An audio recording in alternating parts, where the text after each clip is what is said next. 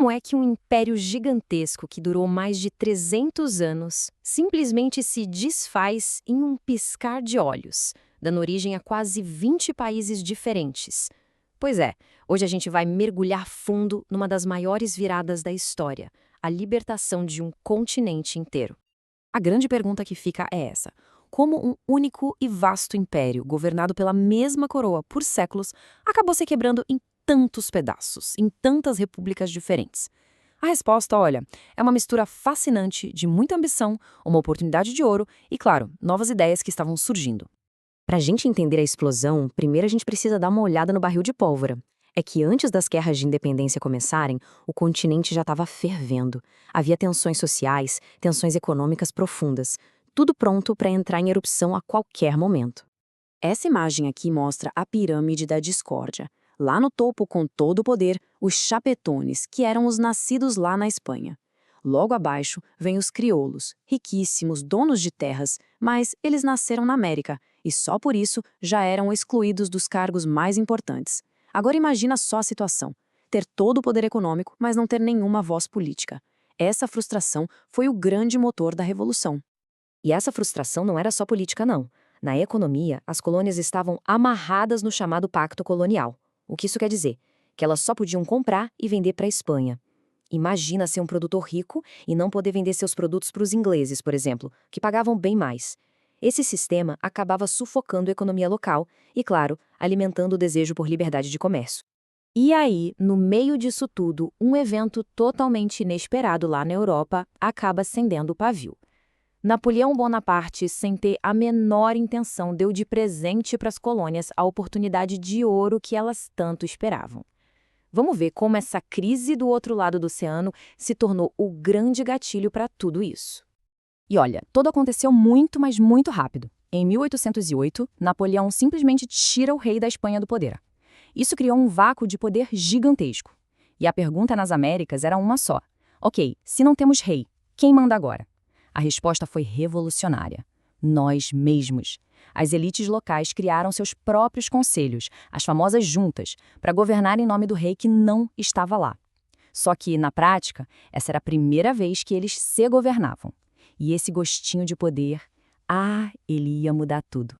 Nesse cenário, com esse vácuo de poder, surgiram líderes, assim, extraordinários. Homens que conseguiram transformar todo aquele descontentamento em ação, em exércitos, em política. E dois deles se destacam como verdadeiros gigantes desse processo, mas com visões bem diferentes para o futuro.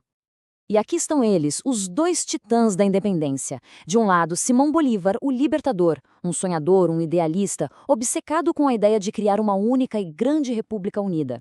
Do outro lado, José de San Martín, o protetor, um gênio militar muito mais reservado e pragmático, focado em um único objetivo: expulsar os espanhóis. Ponto. Um queria construir uma utopia, o outro só queria vencer a guerra. E essas duas visões, claro, uma hora iam se chocar. Essa citação do Bolívar, da famosa Carta da Jamaica, mostra perfeitamente o tamanho da ambição dele. Ele não queria só libertar uns territórios, não. Ele queria criar uma superpotência para bater de frente com a Europa e com os Estados Unidos. Era um sonho em escala continental. E isso aqui é fundamental entender. A luta pela independência não foi só um projeto da elite crioula. Muito antes de Bolívar e São Martim entrarem em cena, as massas, os povos indígenas, já estavam se levantando contra a opressão colonial, movidos pelas suas próprias dores, pelas suas próprias demandas.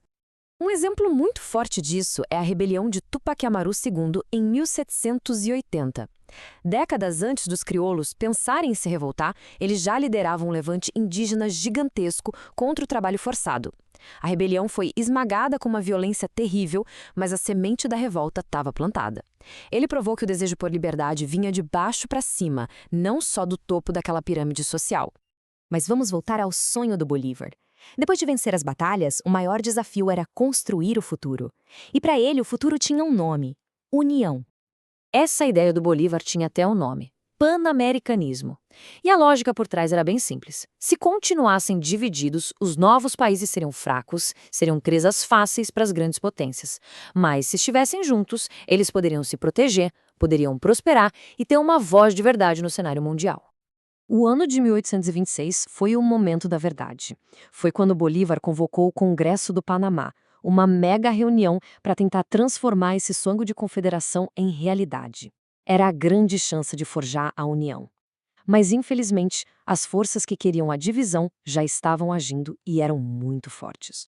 E isso nos leva à parte final e, talvez, a mais triste dessa história toda.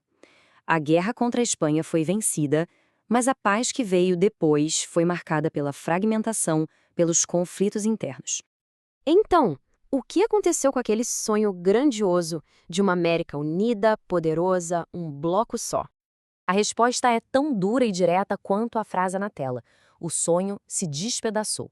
A Gran Colômbia, que era o grande projeto do Bolívar, ruiu, e aquele ideal de uma nação continental acabou dando lugar a um pesadelo de novas fronteiras e muitas rivalidades. E o principal culpado por essa fragmentação tem nome: caudilismo. Depois das guerras, o poder não foi para governos centrais fortes. Ele foi parar nas mãos de líderes militares locais, os caudilhos. Eram homens carismáticos que tinham a lealdade total de suas regiões e de seus exércitos particulares. E claro, eles não tinham o menor interesse em se submeter a uma autoridade maior, a um governo central. O legado de tudo isso, então, é bem complexo. A independência da Espanha foi, sem dúvida, uma conquista monumental. Mas o resultado foi um continente dividido, politicamente super instável, e onde aquela pirâmide social que a gente viu lá no começo, na prática, mudou muito pouco para a grande maioria da população. E essa é a grande ironia da história. A luta unia um continente inteiro contra um inimigo em comum. Mas, no momento em que esse inimigo foi embora, as divisões internas se mostraram muito mais fortes do que o sonho de união. Foi uma libertação que, no fim das contas, deu início a um novo ciclo de conflitos.